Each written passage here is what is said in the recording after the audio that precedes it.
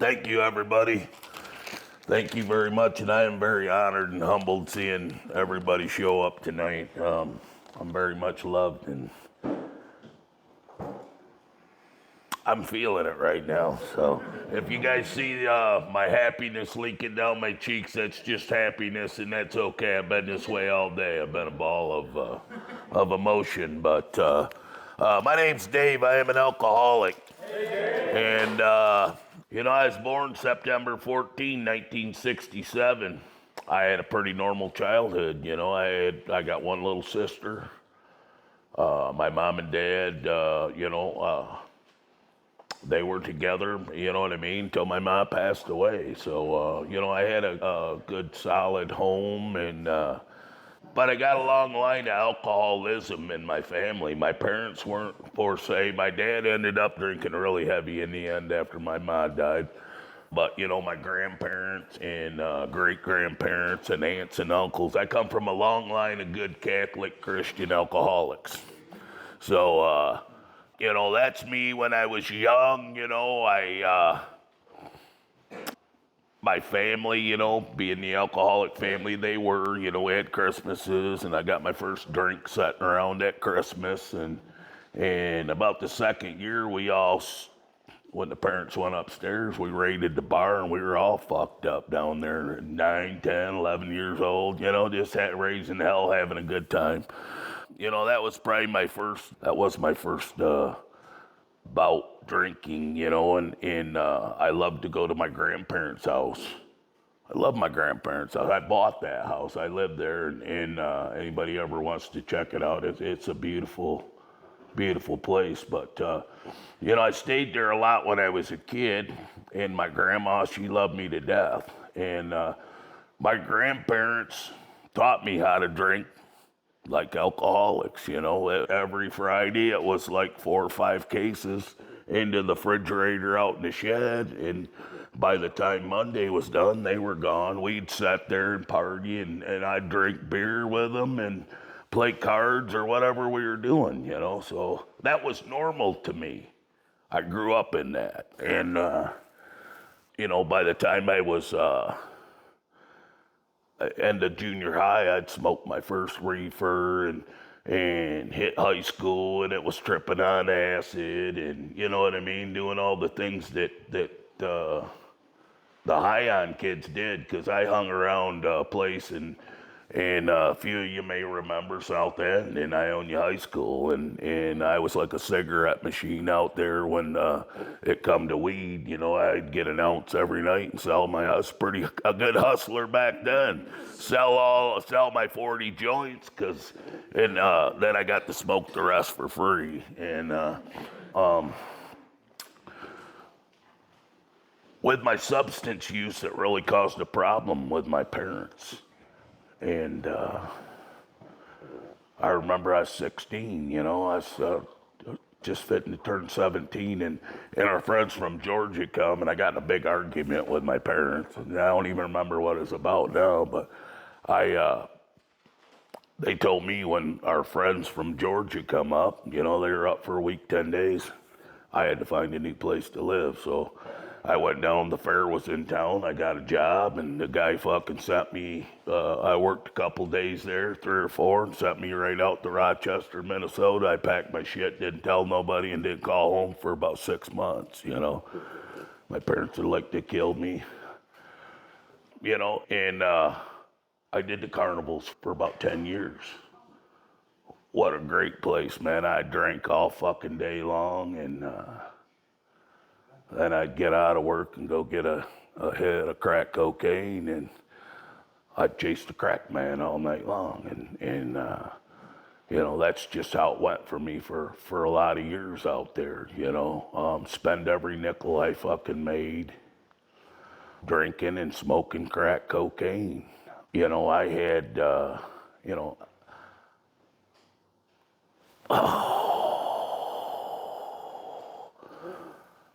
yeah, I had, put it there, God.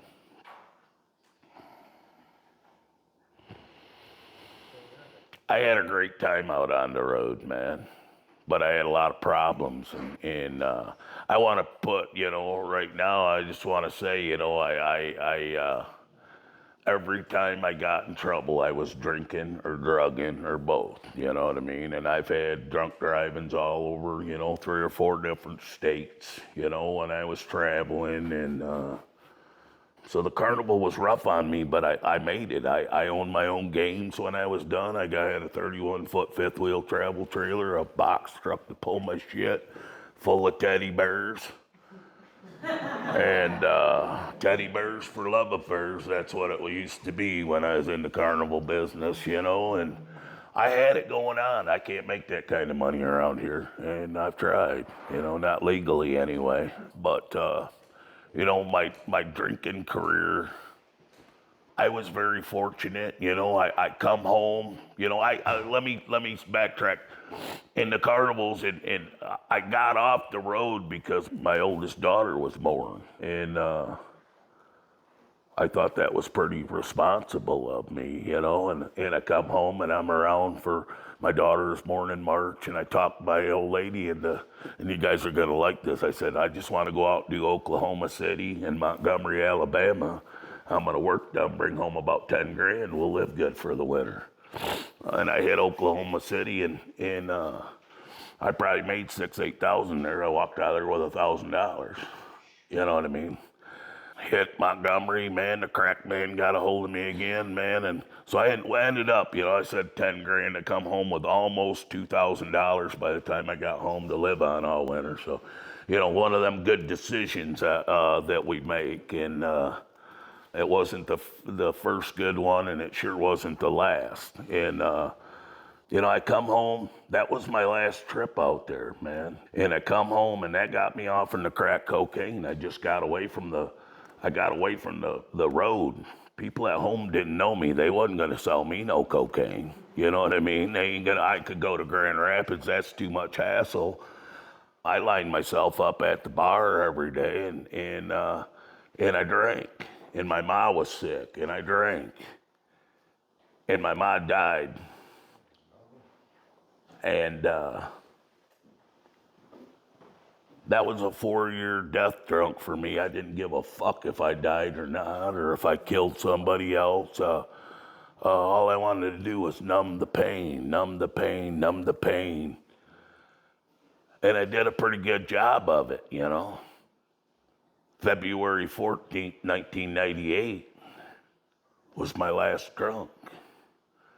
Was partying, watching Dale Earnhardt win the Daytona 500, and that was my last drunk. I knocked a friend of mine's wife over a table, slapping her on the ass like I was the big man, and you know what I mean, at the bar, and I knocked her over the table, and I thank God it was a friend of mine's, old lady, he took it pretty good.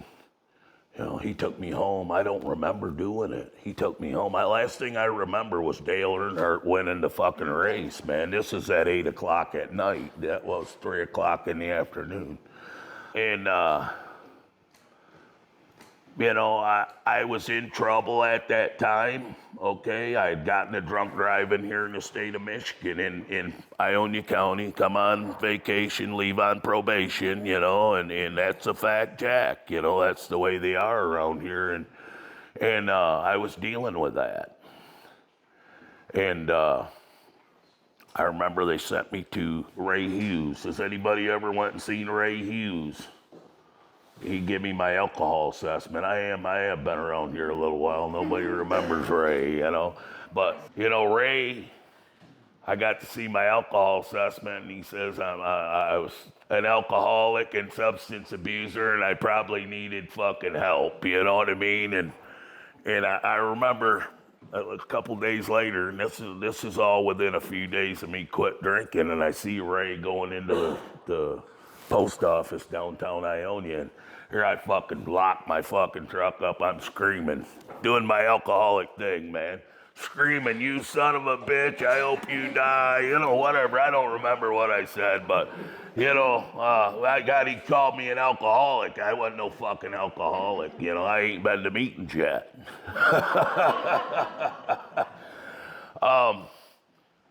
And that was before I slapped my I woke up that next morning. I'm sorry I got that out of range, but I woke up the next morning, and I'd been told the lady that owned my bar was in the program.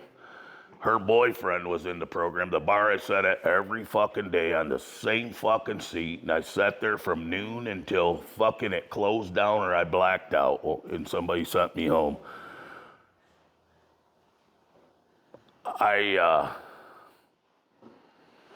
Man, my brains, I forgot more than I fucking remember. But I went to a meeting the next day. A lot of people told me, man, maybe, and I woke up in the morning and something told me in my head, man, maybe you ought to go to one of them AA meetings they're talking about, see what it's about. It's worth it. I didn't want to call myself an alcoholic yet, but you know what I mean? My life wasn't I was losing my business. It was on its way out the door, and they were kicking me out of my building because I drank all the money out of my business and didn't pay the rent. And, the chemicals, we didn't have them to clean cars because I drank all the fucking money. And I drank up 2 businesses before I got sober.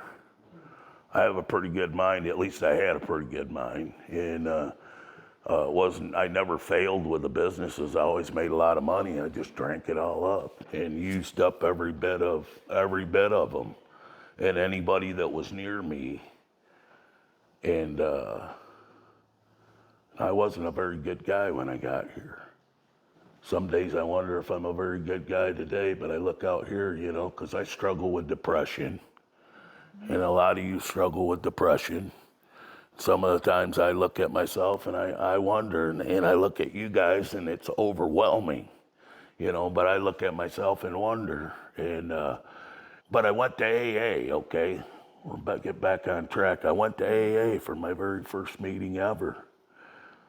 That meeting was so powerful.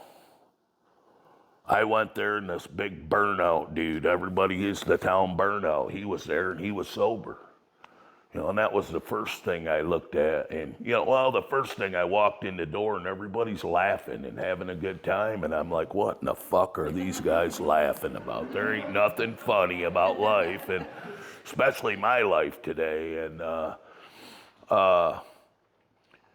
I was met with a bunch of guys when I walked in. Hi, welcome, you know what I mean? And even at the bar, they don't wave. They welcome me once in a while because I had big pockets. I bought a lot of booze, for everybody. It was a party on everybody. My grandfather was the same way. But they welcomed me, and I'm sitting there and I'm looking around and I got an old man, Larry Butcher, and I'm using last names because they're past now, but Larry Butcher, old man, and he's sitting there and you just had to know Larry, he'd always had his cigarette, he never butted it, man, and the ash was right there, and around his chair were ashes and coffee spilt all over. In a path, because he sat at the same chair, a path with coffee going back and forth on that wood floor. He sat there and he had that fucker and he goes, I'll tell you what, and I'm bawling. I'm in my first meeting and I'm fucking in tears. I'm feeling guilt and remorse and all them fucked up feelings, man. And I'm bawling and already, and he's like, I'll bet anybody fucking $10 he doesn't show, he don't make it a week, you know what I mean? And, it went around, and them old timers, man, they always taught me a lot. And Ken C, at least I think he's still alive, and if I'd have been thinking, I know how I could have got a hold of him, and he'd have probably come over here. And he's a big man. That very first meeting, he called me, he said, you ain't nothing but a fucking punk, and you probably ain't gonna make this shit. Because I was a 30-year-old punk. I got sober early, and I still fucking, you know what I mean? I walked in, they could see the chip on my shoulder. There was something about that first meeting, though, man. And him challenging me was one of the things. I said, into myself, being that guy, fuck you, I'm going to come back, I'm going to show you. And that was probably, that's just what I needed. You know what I mean? No coddling for me, man. I'm raw and real, and I need things raw and real and ugly. I like to know the ugly. I left that meeting, you know what I mean, and they handed me a big book. Banker Bill bought me a big book, which kinda, you know what I mean? Nobody, a fucking dude just met me. He's buying me a fucking book, and they sent me home and give me a little homework. Said, go home and read the first 164 pages. If you don't find yourself here, you don't belong here.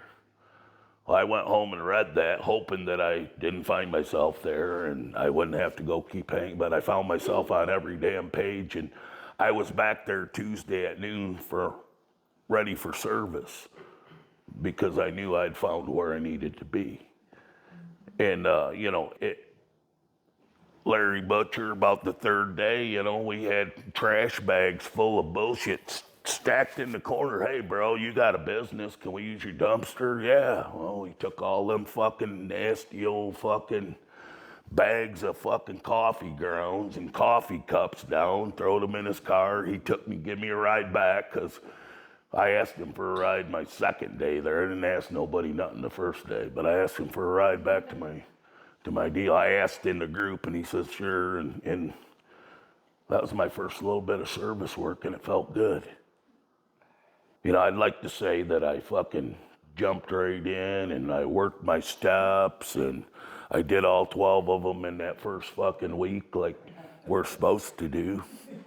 At least that's what I find out today. That's how they used to do it. And I didn't do that, It took me, a while. Actually, the first month, I'd walk out of my business at 5 o'clock and go down and sit on the same fucking bar stool and drink iced tea. Talk about playing Russian roulette, man. Don't follow anything I tell you unless it's out of that book, okay? And I've got some sponsees here, that I've guided and just don't, you know what I mean? The way I've done it is not been the correct way, but I got lucky, and I'm going to tell you all a bunch about me getting lucky between year about 15 and 27, okay? But we're not there yet, I struggled really hard. And, the hardest things I've ever had to do in my life, I've had to do sober, except for burying my mother. That was probably the hardest thing I ever had to do. But the rest of them, man, I've done it sober, man. I've been homeless twice in sobriety. I never had a problem with a home, you know what I mean? And struggled, you know what I mean? Work, I did land a good job. My attitude lost me the best job I ever had because I didn't change. And if nothing changes, and I lost that job 15 years ago. I was maintenance man at the hospital in Grand Rapids. It was a fucking fat old man's job. I couldn't keep it. Couldn't keep my mouth shut about, I wanted to be the director, and if anybody's ever read the fucking book, you know what I mean? I was the director of the play, and I was there to tell them just how shitty a fucking supervisor job they did,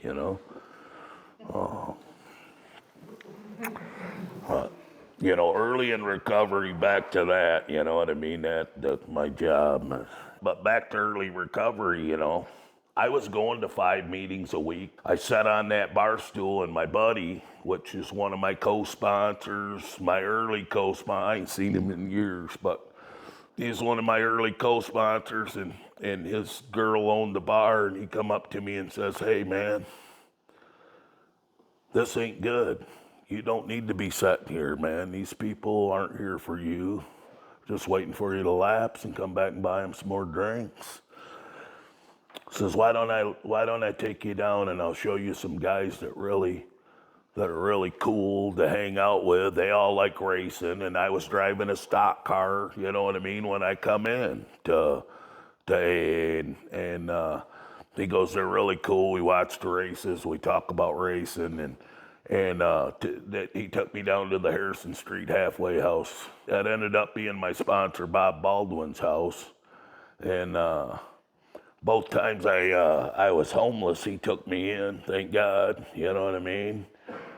That man, because I'm fucked up mentally, okay? And that man taught me how to be a dad.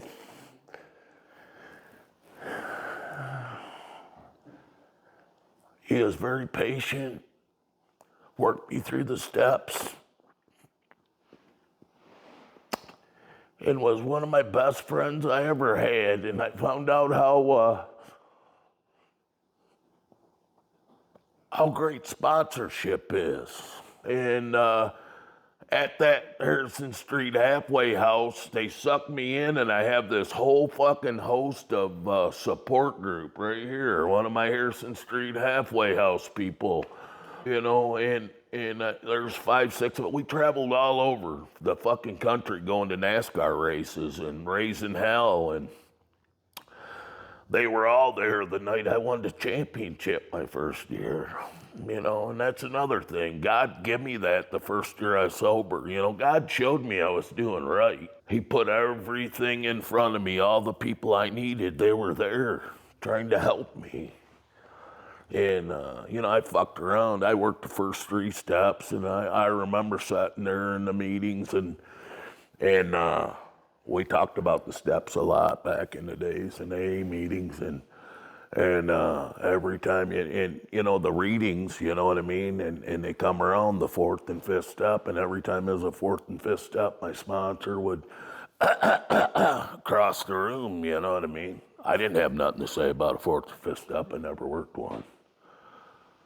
I never knew what the benefits were of working that. And I dicked around and fucked around, and ended up getting married on one of our fucking deals to my old drinking partner, you know what I mean?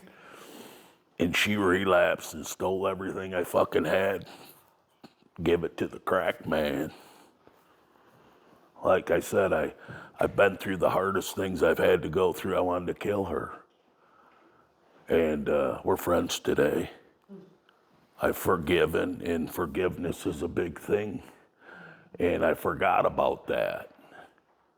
Really, I did. But anyway, I'll get into that. And my mind wanted to take me somewhere else, and I got to slow down.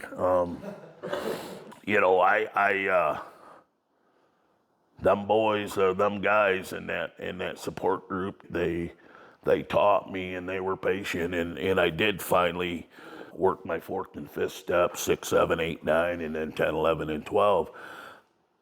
But before that, I damn near drank. That was when she stole all my shit, and she wanted to be there. And I'm a very loving person, and I wanted to forgive, but I did it, and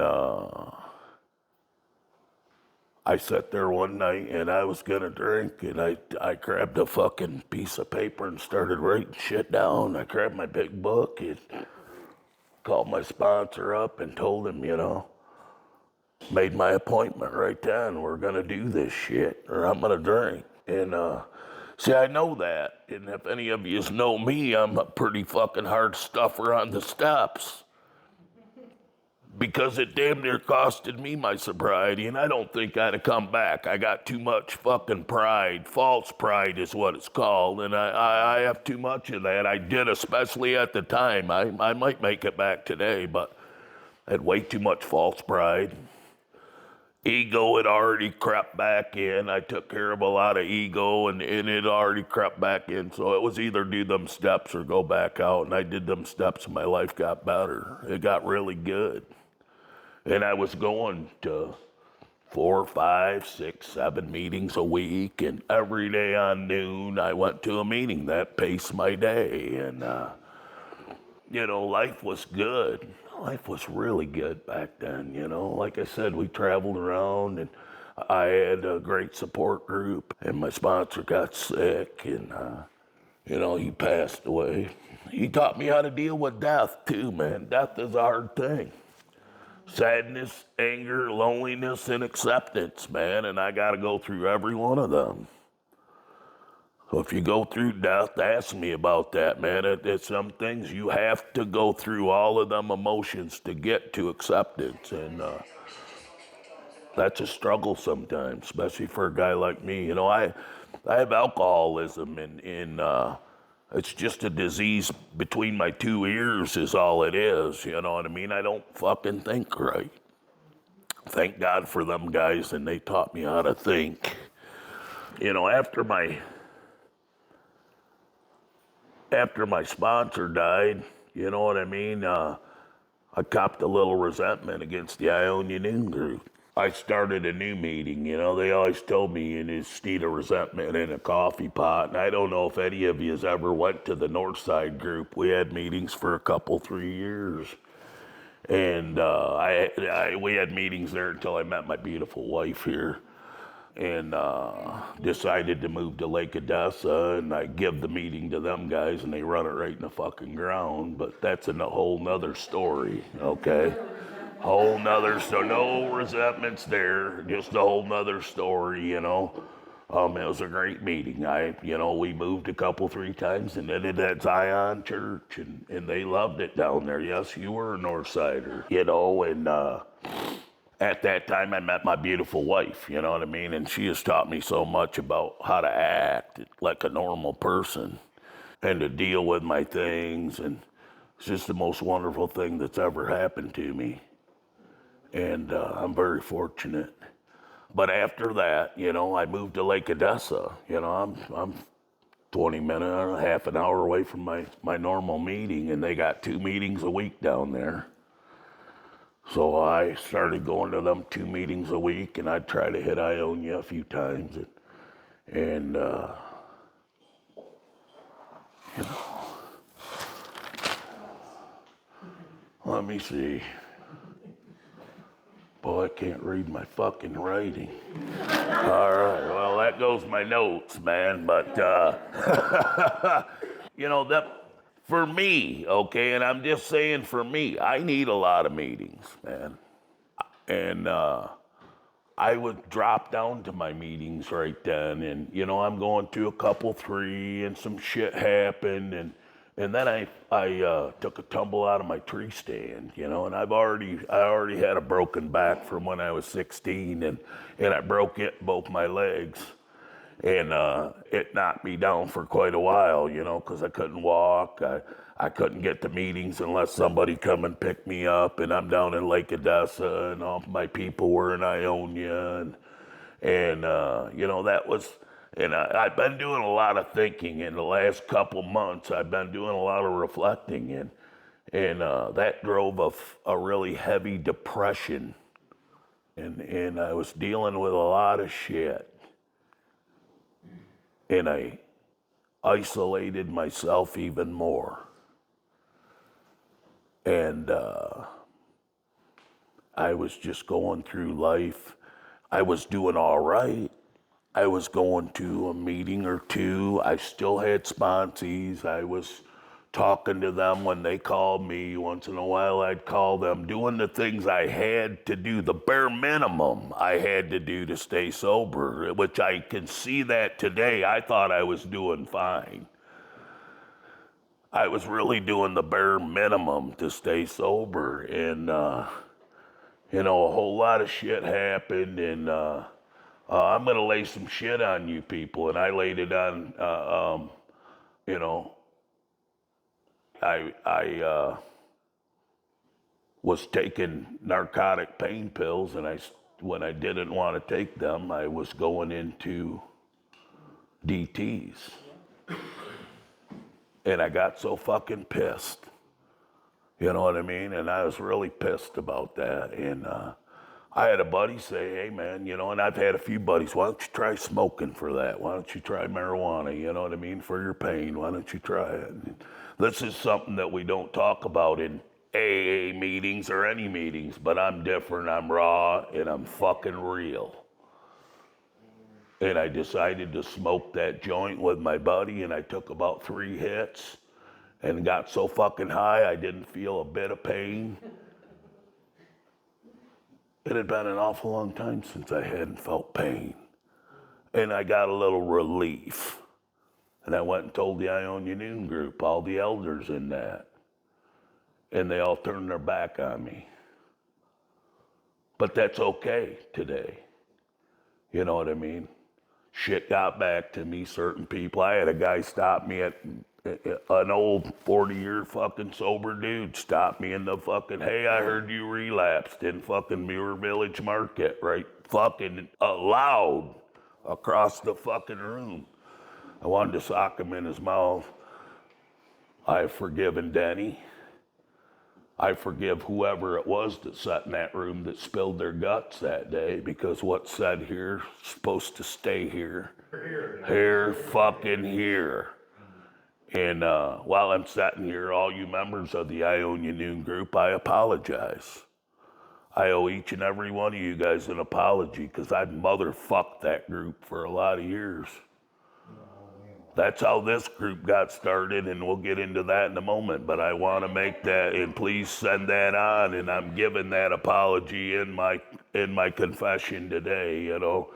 And I hope it gets back to some more people in Ionia, because I was hoping a few more would show up, and I really wanted. I had another gentleman that I invited and I thought was coming that deserved an amend.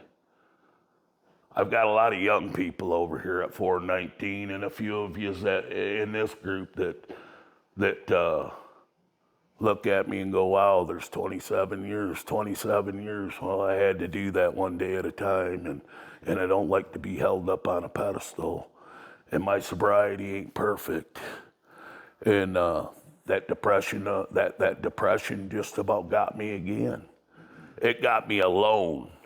That's the very first thing, you know. I live out in a beautiful place, and it got me alone, and I didn't want to leave.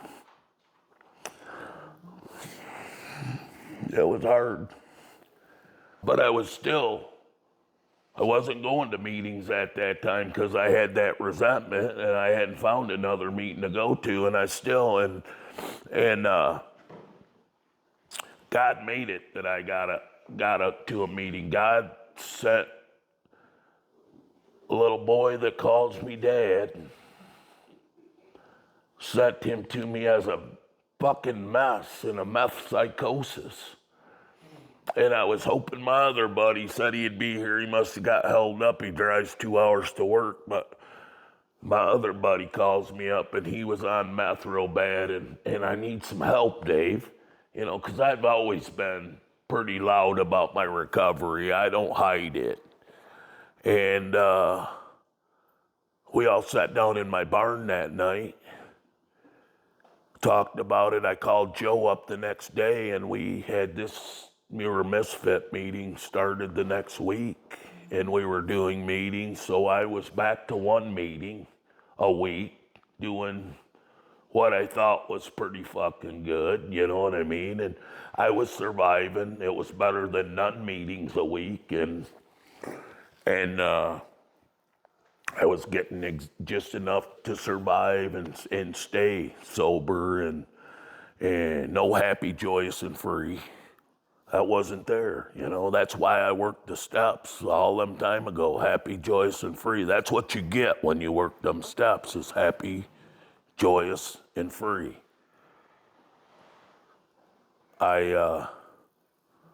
Somehow I lost that somewhere, that magic, you know, and it was tough, you know, and I'm just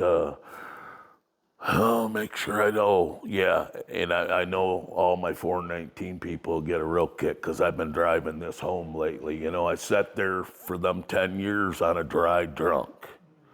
When I talk about a dry, I know what the fuck I mean a dry drunk is, and I talk about that shit in meetings, and I mean it. All you know what I mean? You got to keep working this thing hard, or you lose that happy, joyous, and free. At least this alcoholic did. And I have the most beautiful, I have the home I dreamt about, I have the woman I dreamt about, and I'm lost in depression and lost, you know what I mean? But I never drank, you know what I mean? And that was the thing.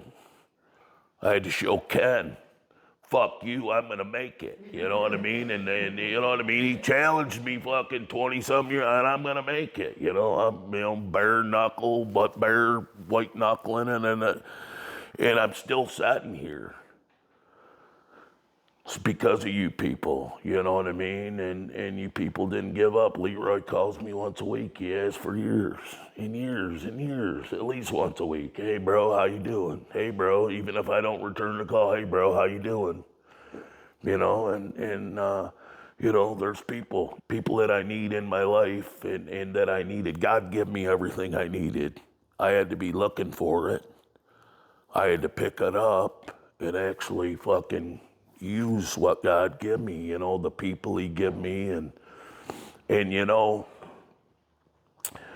this meeting give me my 419 people, and I love each and every one of you guys too, you know what I mean? Only been up there, only known you guys for 3 or 4 months, man. I love each and every one of you, just like I do my Misfit people in my Harrison Street halfway house. And I'd like to jam home because my brother Bob come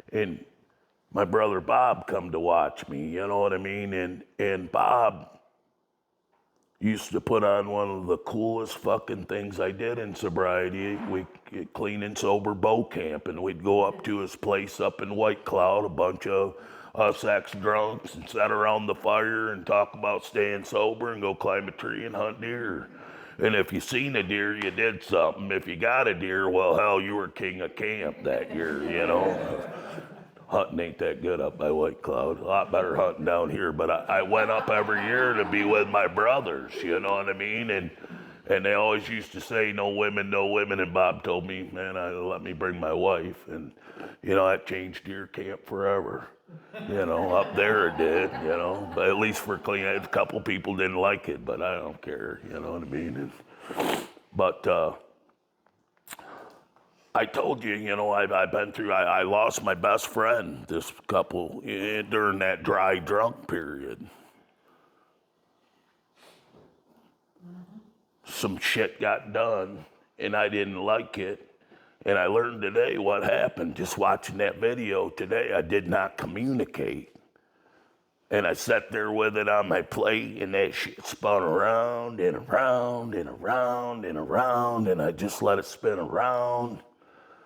Till one day it all come out, man. I really wish he was here to get that in bed. We go way back. I sponsored him. I took him through the steps. He stayed sober. The man's a millionaire today. He's been out of prison for fucking 7, 8 years. He's a fucking millionaire and doing really good, man. I'm really proud of him.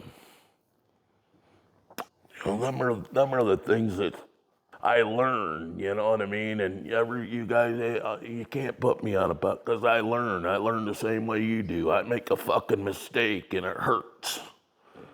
And I learned from that mistake, man. And I still make a lot of mistakes, man, because I'm hard-headed. And Robert asked me a fucking question. It takes me fucking some thinking before I go, well, I would like to still be his fucking friend maybe someday. I need people like that in my life. I need people to challenge me, and I need to challenge people, and I need to work with people. And I'm back going to 7, 6, 7, 8 meetings a week. I go to church on Sunday, and that's really all I wanted out of 419. I wanted to go to church. I wanted a little better spiritual connection, and oh boy, did I get it. I asked God for it, and oh boy, did I get it. You know what I mean? And I got a whole host of new friends, so if you haven't been to 419, you gotta go, because it's just an amazing place. I'm talking to my friends in the back there that I ask to come up all the time and ain't been, you know what I mean? And I don't know. I love living sober, man, and it's the only way for a guy like me to live is to go to meetings, go to a hell of a lot of meetings, and don't drink in between, and work the damn steps. I was good. I stopped that F word, man. You challenged me in little ways, so I'm working, you know, and that's good. Like I said, I need people to challenge me, man.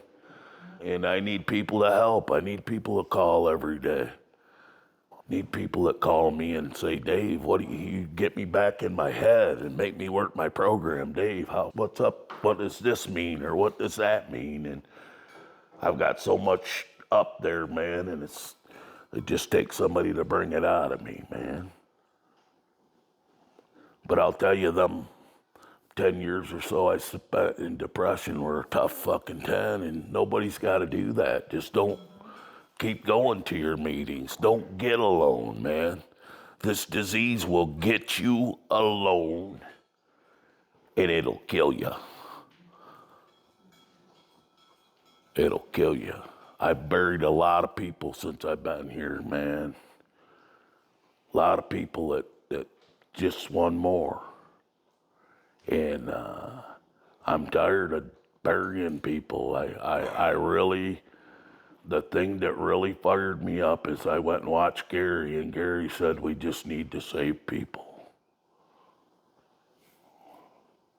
It's what my heart tells me. I need to save people and redouble my efforts. I'm probably not going to drink again in my life. I love peace and serenity. I need to work my program, and by working my program, I'm going to save lives, man. Just by going in and sharing, and it's just that easy. So, my life wasn't very exciting, you know what I mean? I got out of the game when I was 30. I'm just a dirty old drunk that liked a little cocaine, but, I haven't had to drink since I got here, and that says something. And, I've got, I probably 10, 12 people through the steps, and I got 8 sober ones.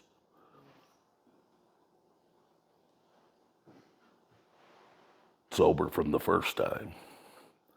I've got some, most of them have come back around and got sober again, but that's no fun.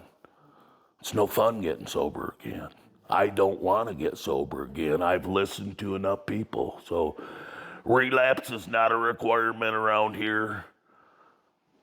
I like to say working the steps is. We can say it's a suggestion, but you cannot work them, and that's okay. I know what I have to do for me and what I had to do for me, and I push that to people, and I present that to people. I don't know. Hell yeah, I damn near made it. So,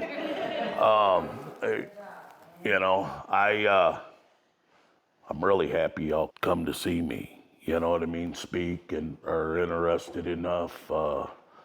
Maybe, you know what I mean? Whatever. We go to meetings. I'm sure we all get inspired by each other. But I'm very humbled today. And thank you guys for being here. I do want to throw a couple things out there, Them delicious brats. I got a freezer full for sale. Buy 3, you get 1 for free. Come see me, man. I'll hook you up, fresh or smoked. And I have been blessed and asked, and I accepted to be on the board at 419, and so I'm going to talk about them for a minute because they all took time out of their whole schedule and brought the whole damn crew down, which is pretty cool. But they asked me to be on their board of directors, and which means I get to do a lot of cool things, with fundraising and things like that. And we've, you know what I mean? Come up to Sheridan this weekend, man. They got fucking $120 weed whips on sale. What are they going to be, Robert? $40 for a fucking Craftsman weed whip, 20 fucking volt, man. I bought one yesterday. And Nike sandals and Harley shit and fucking just all kind of shit. It's a fundraiser for us. We're a nonprofit organization. And I'm wearing one of our fundraisers we're putting together, and this is from last year. Rod bought me the deal. It was before I ever knew anything about Robert and Heidi, but he went there and bought me the shirt, and this year I get to help plan the damn thing. We already got 3 or 4 bands, keynote speaker, and we're gonna put some rookies like me up there for speaking for a little bit, and September the 13th, that's mine and Robert's birthday party the day before. So come out and maybe Katie will make us a cake. Well, maybe she'll make us a cake. But please come out, man. It's going to be a great thing. In 419, if you haven't been there, it's the greatest thing that this old man's found for sobriety in the 27 years I've been around here. So if I can put them plugs in, and I plan on being a part of it for a long time. So thank y'all. As long as they keep having me, man. So if my attitude continues to stay better and I don't slip back into depression, I probably won't have a problem because I don't act up as much. I don't get in that dry drunk, and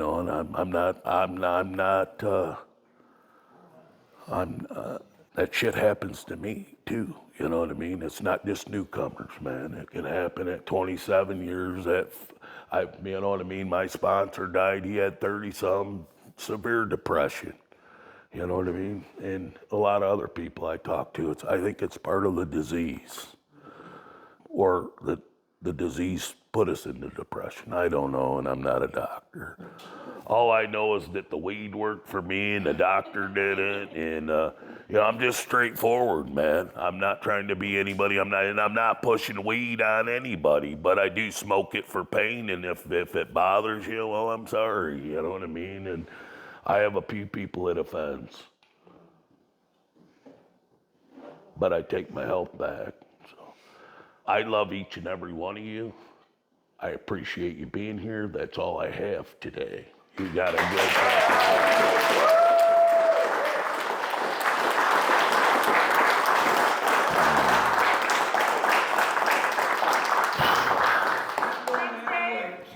I think I got everything on the list too, except the thing I couldn't read.